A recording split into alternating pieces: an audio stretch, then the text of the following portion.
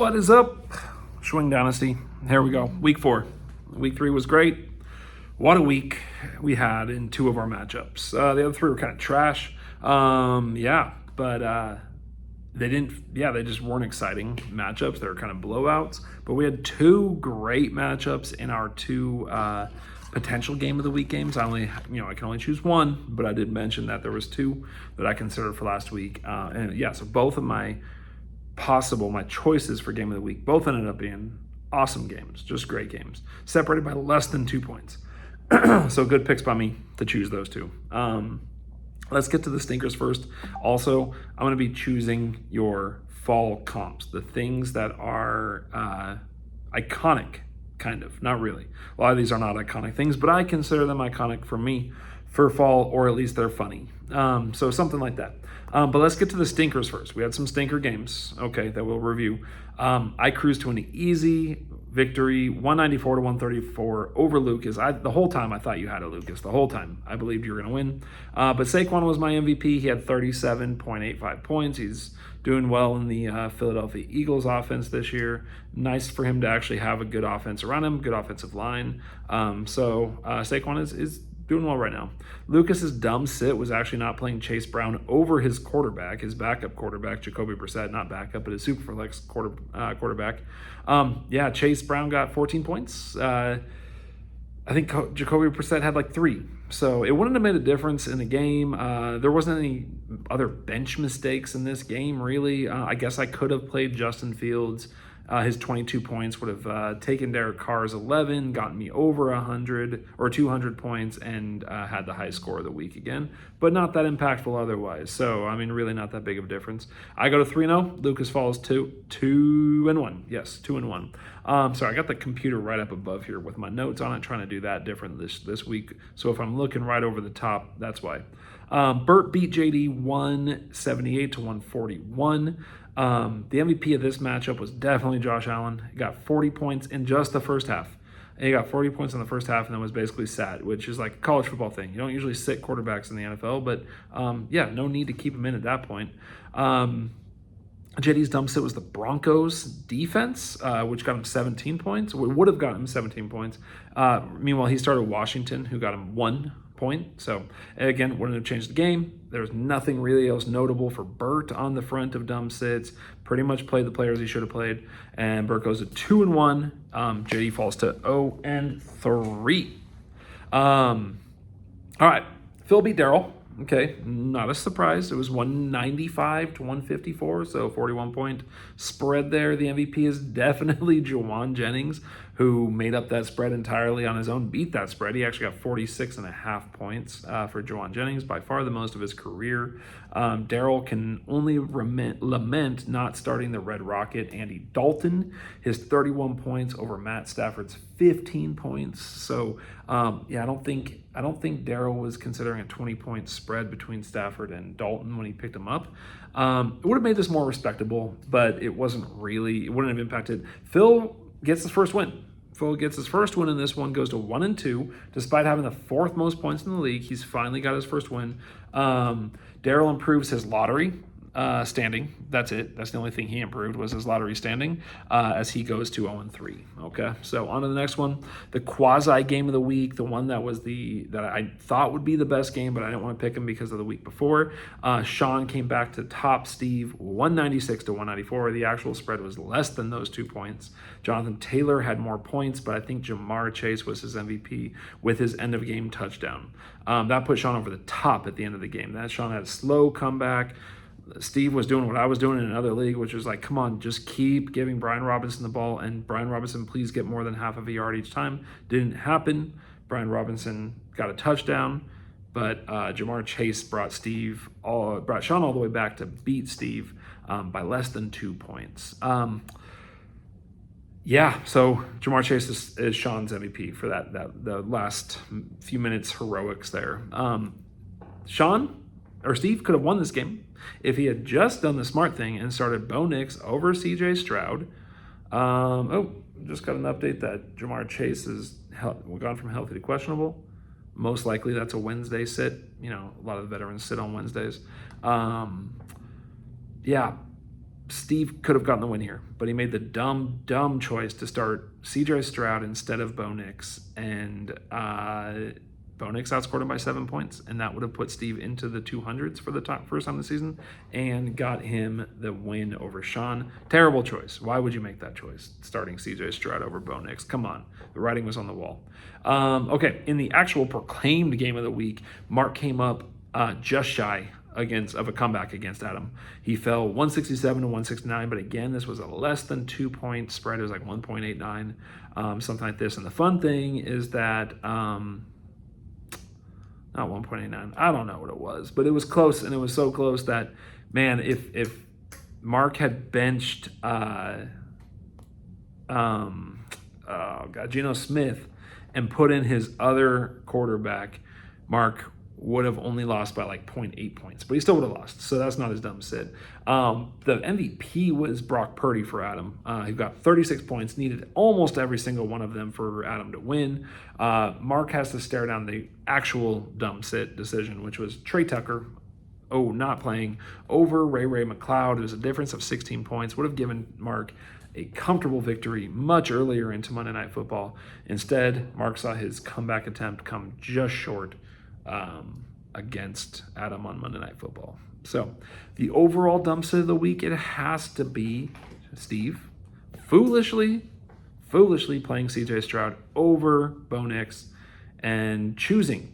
I mean, we think this is a choice at this point, choosing not to beat Sean. Okay, so just come on, man. Let's try a little harder. Play the smart guys. Play Bo Nix. Like, why'd you draft him? Why do you take him away from the rest of us? And then just play CJ Stroud. He's a bum. All right. On to this week's game. There's definitely another week where there's multiple possible game of the weeks. I'm going to go with an old Schwing rivalry, but first, the other games and what iconic fall thing describes your team. Okay, first weekend of fall or first Sunday of fall was on Sunday. First full week of fall now. So what's your iconic fall thing? What's it going to be? And again, they're really not iconic. These are kind of dumb, a lot of these, just so you know. All right, first game we're going to go into, going through the kind of crappier matchups right now. I'm here for the trophy versus D's Nuts. That's Phil versus JD. Here for D's Nuts.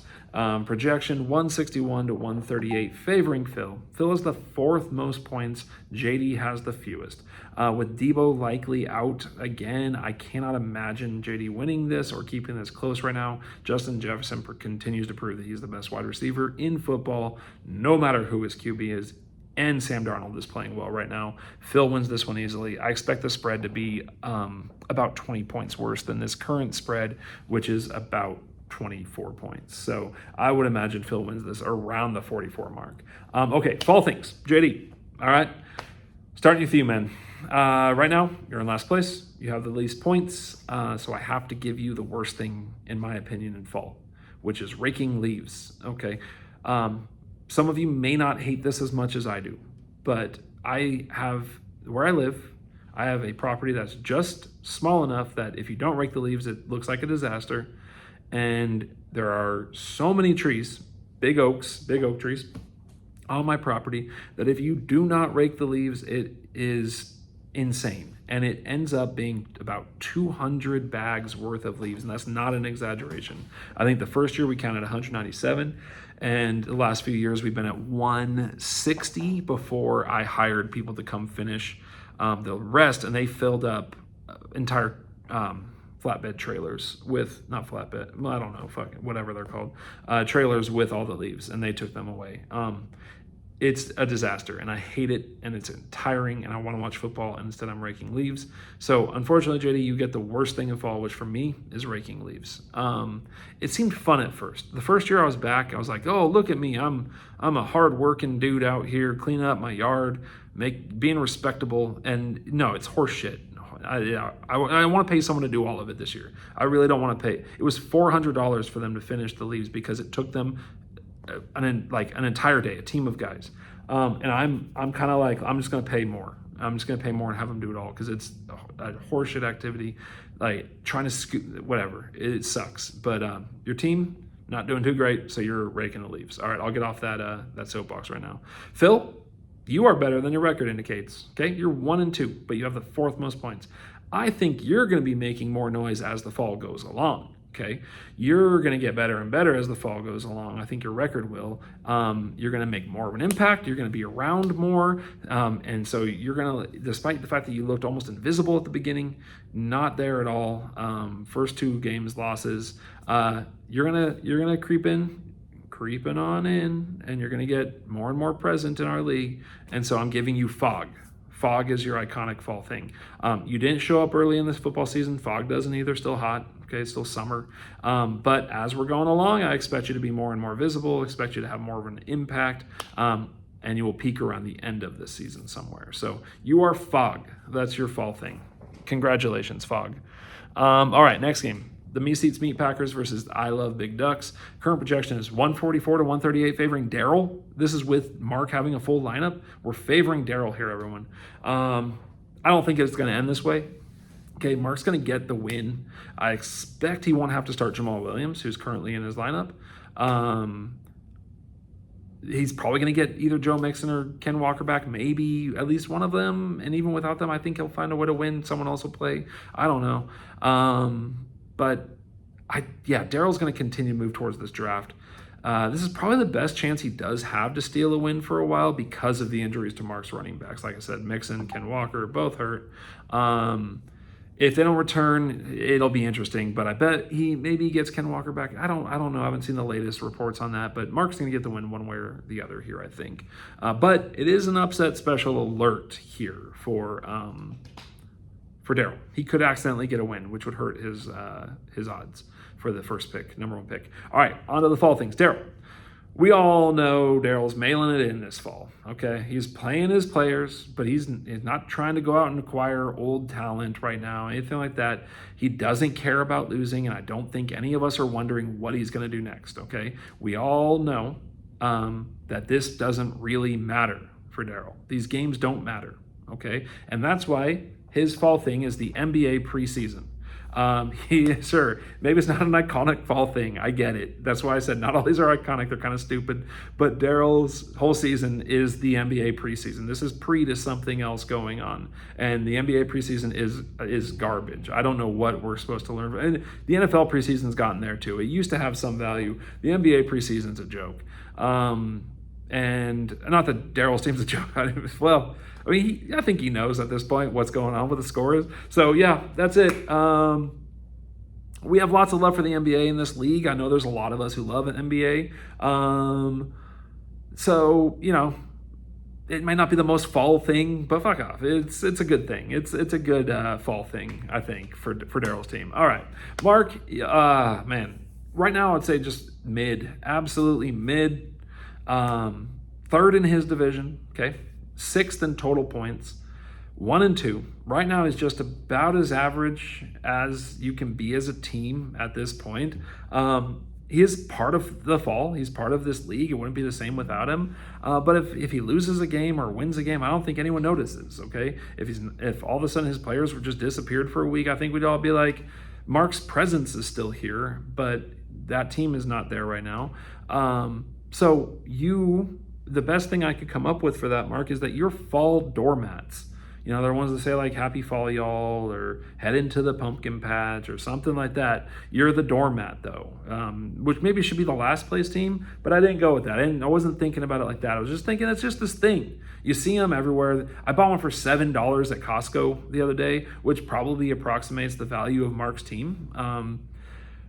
So yeah, he's a fall doormat. It's a decoration. You see them everywhere, but like if they're not there, you're not like, oh, it's not fall. So yeah, that's what it is. It's there. It's mid. It's very right, and it's just there. Okay, next game. ETN, everything hurts versus Baylor Broncos. I hate saying this name every week. I feel like he's doing this to me. That this is a thing to see how I'm going to pronounce it each week because I have no fucking clue how to pronounce it. I really don't. All right, the projection's 159 to 169. It's favoring Steve. This is a tough one to call, though. Steve had a scoring fest last week, much better than his average. Lucas had a down week. I think Steve's running backs are better, but will Derrick Henry get the touches if the Ravens can't stop Josh Allen and the Bills, or will it become the Lamar show? I think that's a serious question.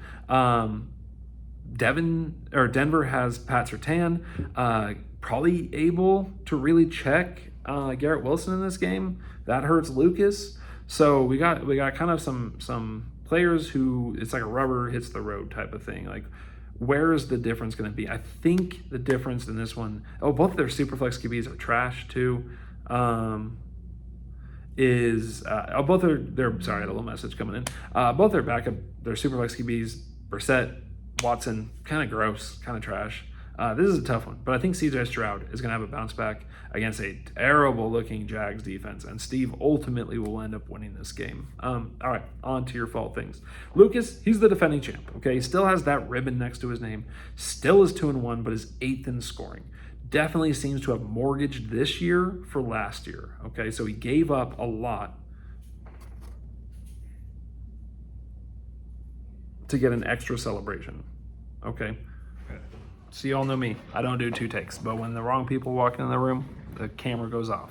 So, all right. I'm not even totally sure where I left off, but I think I was leaving off with Lucas, still the defending champ, still has that ribbon next to his name, still is 2-1, but he's 8th in scoring.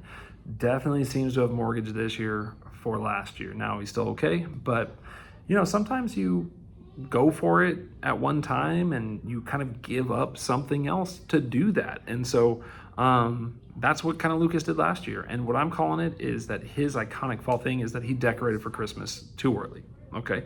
Or just early enough. He got the championship. He did what he set out to do. He enjoyed it. He loved it up. But he did miss out maybe on this year. Maybe he's missing out for that for now. So that was Lucas. He decorated for Christmas too early. He enjoyed that time. And now he's kind of, realizing that maybe he missed out on this fall a little bit too much. All right. So that's Lucas. Steve, previous champion. Always want to rep our previous champs, okay? It's a hard business winning fantasy titles. And anyone who's in this league that has won, way to go. But it's been a while. It's been a while since he was really good, okay? So he's still doing all right. He's 7th in points right now, okay? Number 8 overall in the standings. Got a good win last week, but I feel like maybe the better days are behind him. So his fall thing is a slightly moldy, slightly droopy jack-o'-lantern on November 3rd, okay? Listen, he still looks kind of cool, all right? Still looks kind of good, but the days might be numbered. Still, though, at his peak, it was awesome. So that's you, Steve. The old jack-o'-lantern on November 3rd. All right, next game, Bed Bath & Beyond versus the Portland Ducks. Definitely another game of the week candidate, but not an old swing rivalry, and I fear that this spread's going to be a little bit bigger maybe than this actually looks right now, because right now it's 182 to 191, favoring Sean by about 9 points. Could end up being a lot bigger. Sean looks very strong. He's got the 2nd most points in the league. He would be 2-1 actually if he played me every week, even though I have the most points in this league right now, but he'd be 2-1 on those 2 weeks because he has 2 weeks where he was the high scorer and I was the 2nd or 3rd scorer on those weeks. But then he had one droop week while I had a peak week. So, it's kind of interesting. He'd be 2-1 against me. Yeah, he needs Richardson to be better, okay? I don't know if this is the week against Pitt.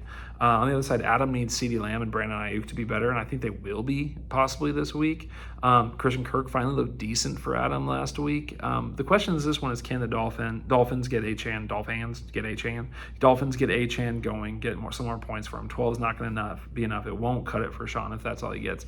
I think he'll end up getting just enough, but this is an upset special if they don't get Achane enough points. I think Sean will win. I think he'll end up with the win, but